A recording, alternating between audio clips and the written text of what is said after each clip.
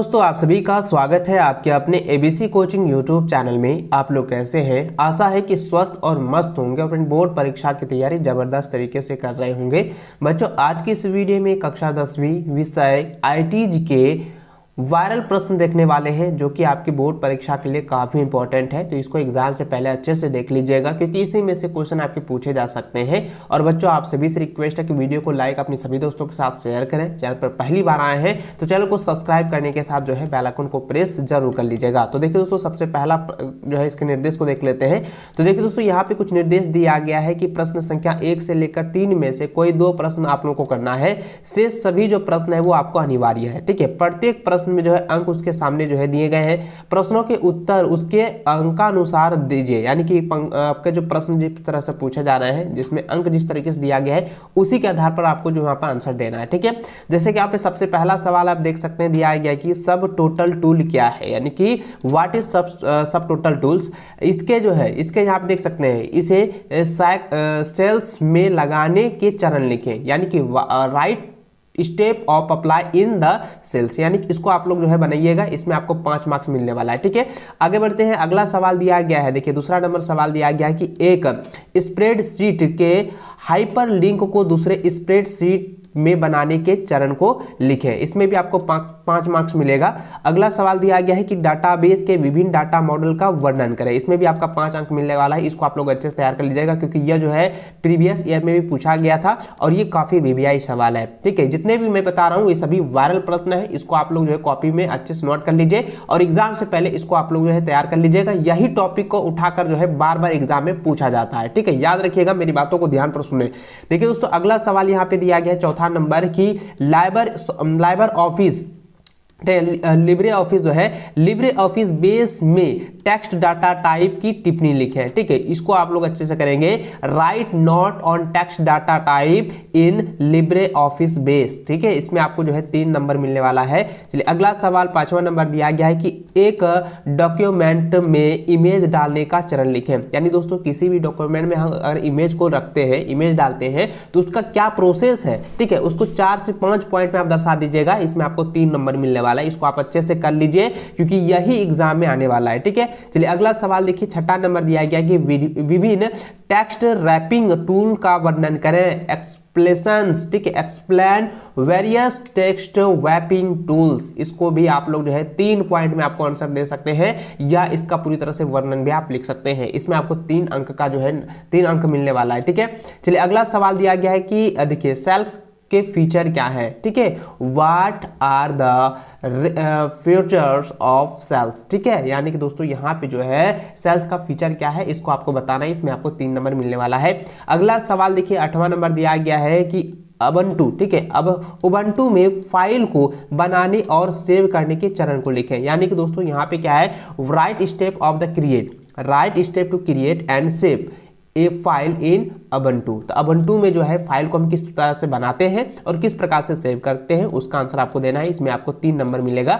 अगला सवाल 9 नंबर दिया गया कि डॉक्यूमेंट को स्लाइड लगाने के चरण लिखें। यानी कि डॉक्यूमेंट्स में जो है स्लाइड जो लगाते हैं, ठीक है, स्टाइल्स जो नहीं लगाते हैं डॉक्यूमेंट्स में, जैसे कि बोल्ड करना, बॉर्डरिंग करना, स्टाइलिश बनाना, उन सभी को हम किस तरीके से लगाते हैं उसका चरणबद्ध तरीके से 2 तरीका आपको बता देना है। इसमें आपको 2 नंबर मिलेगा।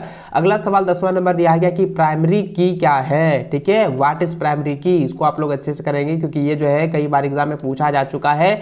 8 नंबर और ये 10 नंबर, बहुत ही वीवीआई प्रश्न है। इसको आप लोग अच्छे से कर लीजिएगा। अगला सवाल देखिए दिया गया 11 नंबर की माइक्रो में कौन से एक्शन रिकॉर्ड नहीं होते हैं। ये काफी वीवीआई, इसमें आपको 2 अंक मिलेगा। अगला सवाल देखिए 12 नंबर दिया गया है कि रिपीटिटिव स्ट्रैंड चोट क्या है। इसको आप लोग अच्छे से याद रखेंगे दोस्तों, इसको आप लोग अच्छे से रिवीजन कर लीजिए। अगला सवाल है कि कंप्यूटर पर कार्य करते समय होने वाला स्ट्रेस डिसऑर्डर क्या है। What are stress disorder will working on computer. इस पर जो है आपको 2 अंक मिलेगा। इसको आप लोग जो है अच्छे से तैयार कर लीजिए। अगला सवाल देखिए आपका वस्तुनिष्ठ प्रश्न से दिया गया, जो कि ऑब्जेक्टिव टाइप सा है। ठीक है, जिसमें एक आपका 14 नंबर सवाल देखिए दिया गया है कि एक रिक्वाइंड कोण के प्रेशर को कम करता है। तो कौन करता है, स्पैनल कम करता है। ठीक है, इसको आप लोग कॉपी में नोट करके याद कर लीजिए। अगला सवाल है कि डाटाबेस की सबसे छोटी इकाई है, तो डाटाबेस की सबसे छोटी इकाई को हम लोग फाइल कहते हैं। ठीक है, अगला सवाल है कि लॉजिकल संबंधित डाटा आइटम का संग्रह है जो व्यवस्थित रूप में रखा जाता है, तो इसका आंसर हो जाएगा डाटाबेस। ठीक है, यहाँ पे आपको भरना है डाटाबेस लॉजिकल्स। ठीक है, इसको आप लोग जो है कॉपी में नोट करके इसको रट लीजिए। मैं बार बार कहता हूँ कि इसको रट लीजिए दोस्तों, अगर आप ये मौका छोड़ देते हैं तो फिर बाद में बहुत ज़्यादा पछताओगे, मुझे ये पूरी तरह से यकीन है। इसलिए मैं कहता हूँ कि आप इसको अच्छे से तैयार कर लीजिए। वीडियो को लाइक अपने सभी दोस्तों के साथ शेयर करना नहीं भूलिएगा। ठीक है, तो देखिए दोस्तों, अगला सवाल 17 नंबर यहाँ पे दिया गया है कि एक सिंगल, ठीक है, एक सिंगल इंटरेक्शन है जो कि इंटरेक्शन के सेट पर कार्य करती है, तो क्या हो जाएगा, ये माइक्रो हो जाएगा। ठीक है, यहाँ पे क्या आपको भरना है, माइक्रो भर देना है। ठीक है, याद रखें। अगला सवाल दिया है कि पहले से परिभाषित का उपयोग करने से डॉक्यूमेंट में बुकमार्क बनते हैं, तो दोस्तों इसका आंसर क्या हो जाएगा, ये बहुत बार एग्जाम में पूछा गया है, प्रीवियस में भी है, 2021 में भी ये पूछा गया था।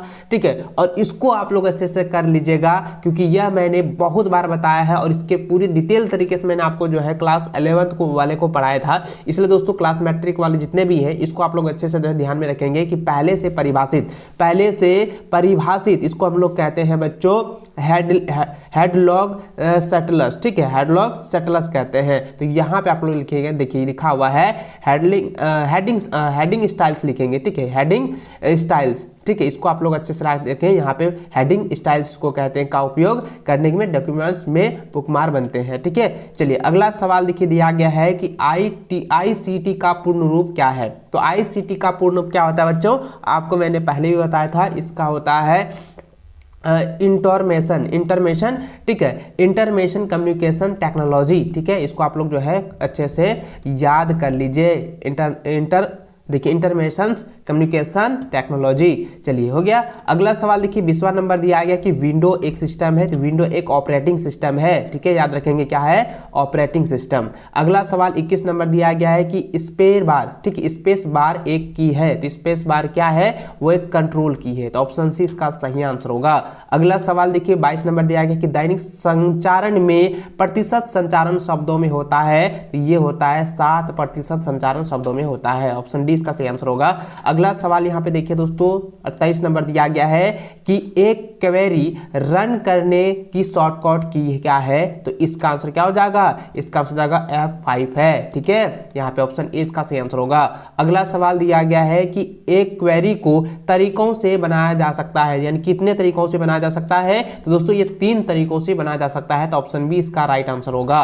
अगला सवाल 25 नंबर है कि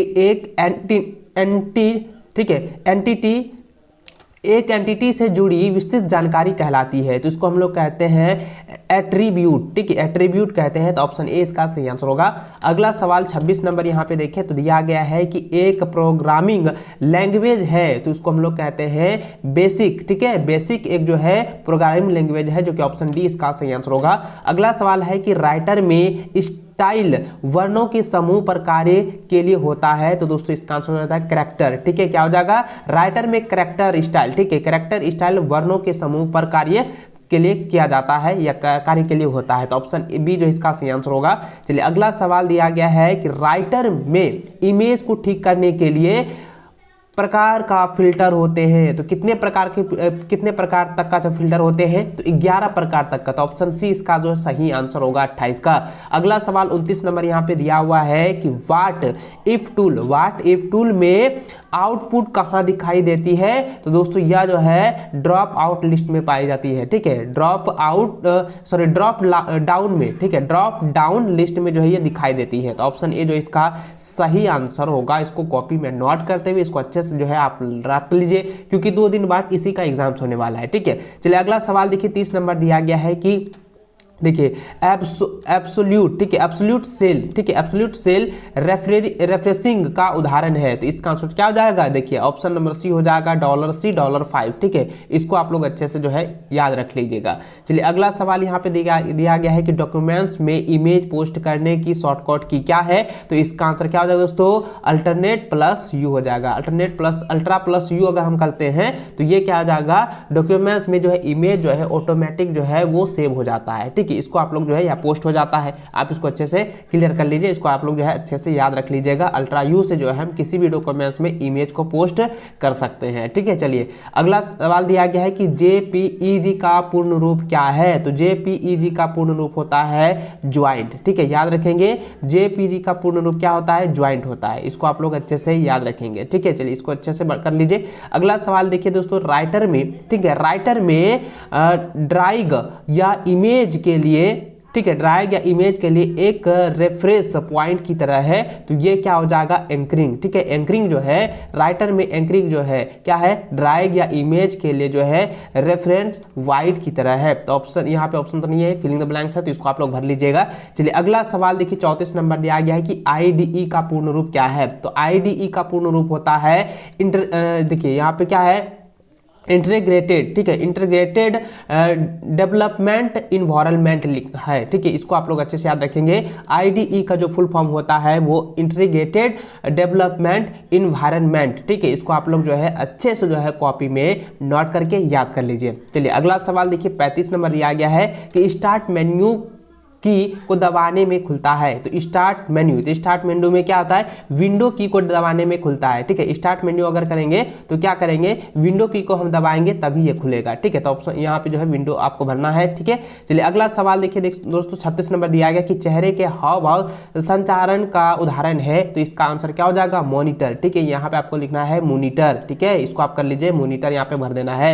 चलिए अगला सवाल है 37 नंबर दिया गया है कि राइटर में, ठीक है, राइटर में ऑप्शन इमेज को सभी ऑब्जेक्ट के ऊपर रखा जाता है। तो दोस्तों इसका आंसर क्या हो जाएगा, ब्रिंग टू फ्रंट में। ठीक है, ब्रिंग टू फ्रंट ऑप्शन में रखा जाता है। तो यहाँ पे जो है ब्रिंग टू फ्रंट ऑप्शन जो है आपको यहाँ पे भर देना है। चलिए अगला सवाल 38 नंबर दिया गया है, का उपयोग डाटा को विकृत होने से बचाने के लिए होता है। तो दोस्तों इसका आंसर क्या हो जाएगा, एंटीवायरस आपको यहाँ पे भरना है। क्या भरना है, एंटीवायरस। ठीक है, इसको आप लोग जो है ना कॉपी में नोट कर लीजिए। ये सभी क्वेश्चन आपके लिए काफी इंपॉर्टेंट है, ये सभी क्वेश्चन वायरल प्रश्न है जो कि आप सभी के लिए काफी महत्वपूर्ण है। इसको एग्जाम से पहले अच्छे से जो है रख लीजिएगा, अच्छे से इसको तैयार कर लीजिएगा बच्चों, क्योंकि इसमें से कई सारे क्वेश्चन आपकी बोर्ड की परीक्षा में पूछे जाएंगे। आपको आईटी के लिए जो है कोई भी वीडियो आप लोगों को प्रोवाइड नहीं किया होगा, लेकिन मैं यहाँ पे दावे के साथ कहता हूँ कि इसको आप लोग अच्छे से तैयार जरूर कर लीजिएगा और यही लेवल आपके जो है एग्जाम में रहने वाला है। ठीक है, तो चलिए दोस्तों इस वीडियो में बस इतना ही। वीडियो को लाइक अपने सभी दोस्तों के साथ शेयर करें। चैनल पर पहली बार आए हैं तो चैनल को सब्सक्राइब करने के साथ बेल आइकन को प्रेस जरूर कर लीजिएगा।